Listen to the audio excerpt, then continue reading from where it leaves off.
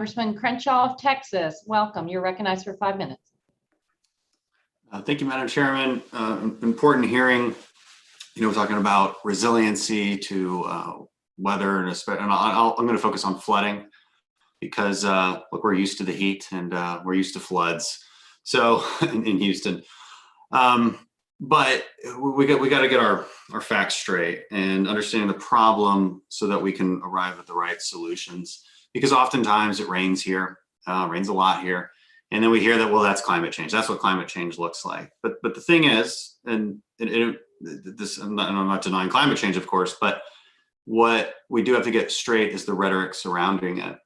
We are in a humid subtropical climate. We're on the Gulf of Mexico. We have 10 winding waterways. We're historically prone to flooding. This last month, everybody was talking about, it was May, we had 11 inches of rain overall, and it was considered exceptional. It's actually the median, and I can go back to 1888, and just from that far back, you can find 11 inches of rain for the month. So it does happen. It's not going to change anytime soon. We hear that we've had more 500-year floodplains or 500-year floods in the last decade than ever before. But this is actually a clever distraction from the real point, because the 500-year flood is an insurance term. And that floodplain boundary changes based on urban development. So if we're trying to prove that it's associated with climate change, we'd have to talk about rainfall, and we haven't seen that data yet. I'm not saying we won't. Indications say that we might, and we should reduce carbon emissions as a just-in-case scenario. Again, we're in agreement on that. But to talk about flooding and resiliency, we do have to focus in on what really causes it, and it's a lack of infrastructure planning. And it's poor development planning that really doesn't take into account the long history of normal rainfall that we have in Houston. So again, it is important to have the discussions on this committee about reducing carbon emissions long term. There's an agreement in the outcome desired there. I think we have disagreement on what solutions we would prefer. When we talk about resiliency, that conversation just has to happen whether climate change is a factor or not. Because the reality is the rain in Houston isn't going to change much no matter what we do. And we just need to be prepared for it as we have more people. So Ms. Wallace, I want to talk about the barriers that are in place with respect to that development. You don't work in Houston, but you understand the challenges. How long has the Mississippi River Basin been flooding? And how long has the federal government known this is a problem? And have they really devoted the funds necessary to that problem?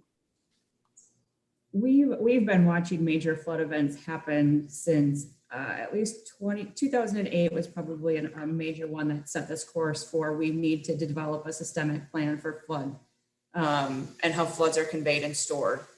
And in the middle of that, 2012, some other periods, we've seen some pretty consequential droughts. Knowing that the two are intermixed, we want to plan for both and in an integrated way. But to speak to your question about, what are the flow frequency profiles? The Corps of Engineers is working on updating that. Just last year, the Corps of Engineers also updated a two-dimensional model. And actually it was not updated, it was a new two-dimensional model to provide that tool for planning that you underscore of the importance along the entire Mississippi River. So now we can understand what happens when you put a structure in there, you add conveyance, and look at the effects all around. And that hopefully will allow our planners in the local communities to build resilience around that and fit that within a system plan. Is that fitting your question? A little bit. I mean, what I'm getting at is it does seem that we can add funding to this, but there's problems with the way we're modernizing the process by which we actually approve and plan for these projects. How can we do better on that? That's a great question. Broadly speaking, we work at a full regional scale and then work with our state partners and our local partners, having all hands on deck, having that shared vision leads to an approval process. On the lower Missouri River, for example, after the 2019 flood, there was a community there that the levee district itself worked to expand the river floodplain by doing a levee setback. And that came at a local level, but the state endorsed that, the federal government endorsed that. They knew that they needed to recover somehow. That's a great example that should be highlighted across the country as a way that all levels of government, all the way down to the residents who work there, come up with a solution that takes account just current flooding and what's projected long-term. Well, I'm out of time. Thank you. I yield back, Madam Chair.